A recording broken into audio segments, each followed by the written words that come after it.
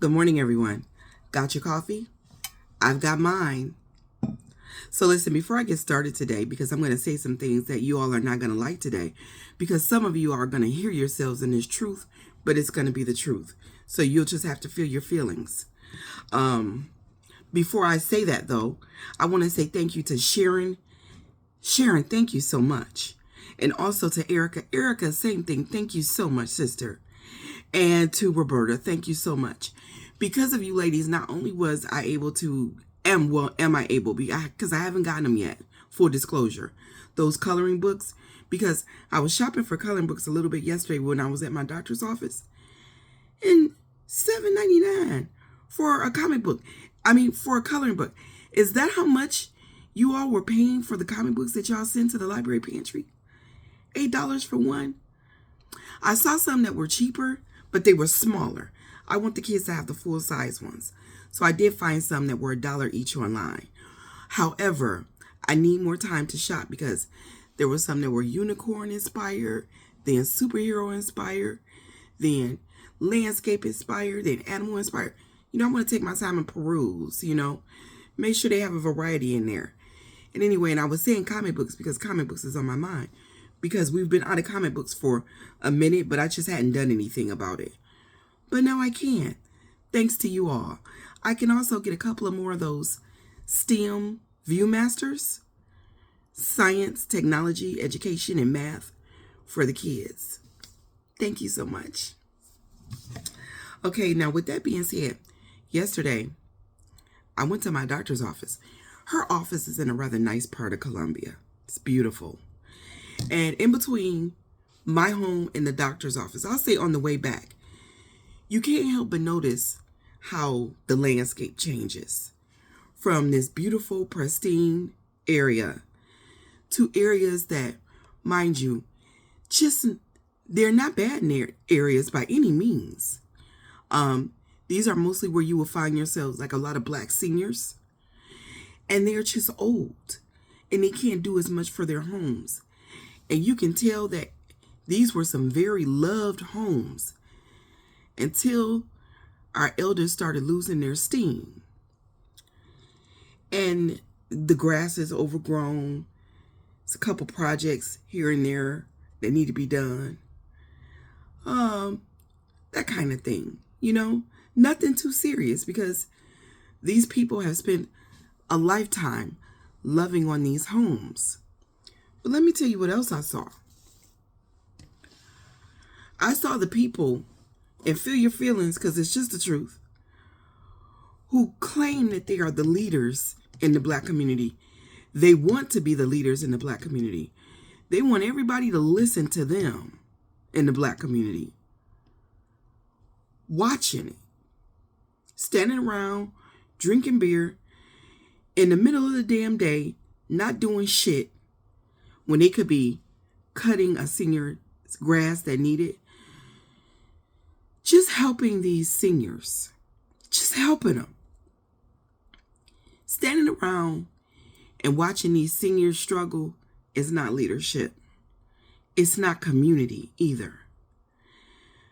Watching the landscape change like that is why I posted what I posted in the room yesterday about black communities deserving beauty too. Our communities deserve to be pretty too. And they will not be pretty as long as you throw your trash out of the window. You don't do that in them white neighborhoods. Or as long as you continue to not teach your children to wait until they get home to throw away their trash. All that trash accumulates in black neighborhoods and black communities. And it creates blight. And it takes away from the beauty. Natural beauty. This is South Carolina. South Carolina is filled with natural beauties. There are flowering bushes and shrubs anywhere. All any one property really needs is a good sweep, a good wash, and some picking up. And the grass cut. And boom, bam, bam. I grew up and lived in Michigan. You had to do so much to your homes to make them stand out and look beautiful. South Carolina is literally all around you beauty. So it's no way anything should be looking not beautiful in this state. No matter what state you're in. Grown men sitting around 1, 2 in the afternoon, chasing beer, walking up and down the street, worrying women, scaring children. And it should be the opposite. You should be protecting and ignoring your elderly. You should be protecting your children, loving on your women, and helping make life easier for your elders. Don't let other demographics convince us that our seniors are not still very valuable assets to our community. They are full of the stories. They are full of the truth. They are filled with the knowledge. They can tell their history. They can pass it down. You can listen to it while you cut their damn grass. You know, bartering doesn't just look like give me this for that. Bartering also looks like I'll cut your grass for a hot plate. That way you don't have to come to the library pantry and steal from women and children and other community members. You can get it honest. You get helped and they get helped. But y'all the leaders.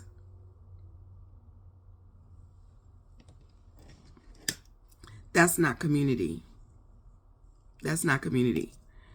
It's too much work to be done in the Black community for anybody to be standing around all day long doing nothing but looking stupid and pathetic and worthless.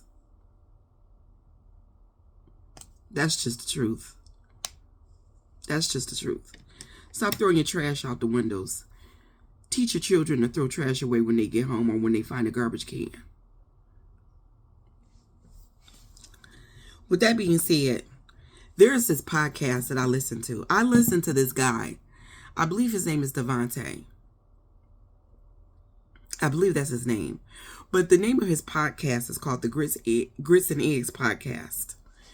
And he was talking about this young brother that's being charged with murdering this, stabbing this white kid at a football game or rally or something like that. And he has a GoFundMe, and the white folks are trying to get the GoFundMe taken down. Now, I got to tell you, I thought I was in it by myself the way I felt about it. Because, yeah, it shouldn't have happened. But at the same time, I, as a Black person, I know the narratives that other people paint about us. So I wanted to know exactly what happened. I don't want to listen to their accounts. I want to listen to what he got to say about it. And I want to listen to what his family got to say about it. And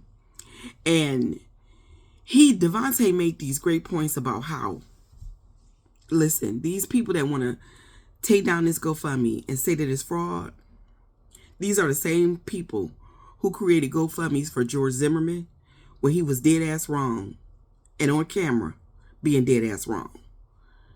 The guy who killed Mike Brown, dead ass wrong.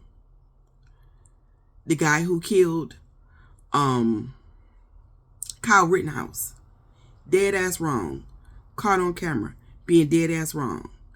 And they defend their own, and they come up with these huge GoFundMes so that they have the best attorneys that money can buy. But Black people, who some of us are listening, and we are keeping our dollars home. We're turning our dollars inward instead of outward now. And so we have been raising money for this kid's defense. And I didn't know that. Nobody told me. Tag me in. Tag me in. Because if nothing else, if everybody is entitled to a defense, then that means that he is too, right? And he's entitled to the best defense that money can buy. Right? Right. They do it for theirs. Why can't we do it for ours? And then he made this really, really exceptional point when he said that they're not used to us doing that. Remember how I told you how we have to move differently? We have to move differently. We have to protest differently. We have to protest with our dollars. And that is a part of what this looks like. Keep the dollars home. Don't send them out. Keep them home. If you keep them home, we can raise money for things like this. A good defense.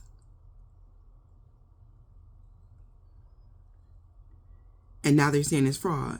And the point that he was making is they're used to being able to tell us that's not what we want y'all to do. We want y'all to turn against each other. We want y'all to turn against him. Say how wrong he was. Because look at what the narrative was for Kyle Rittenhouse versus what the narrative is for him. Kyle Rittenhouse was an actual terrorist, and they painted him as a good kid, these white folks.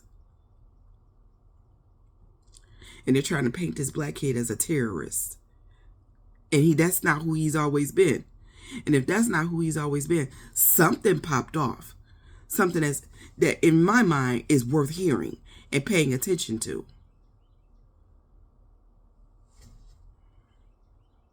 I want to hear his side of things. If for no other reason, he's black. He's black. I want to hear his side. I want to hear what he got to say about it.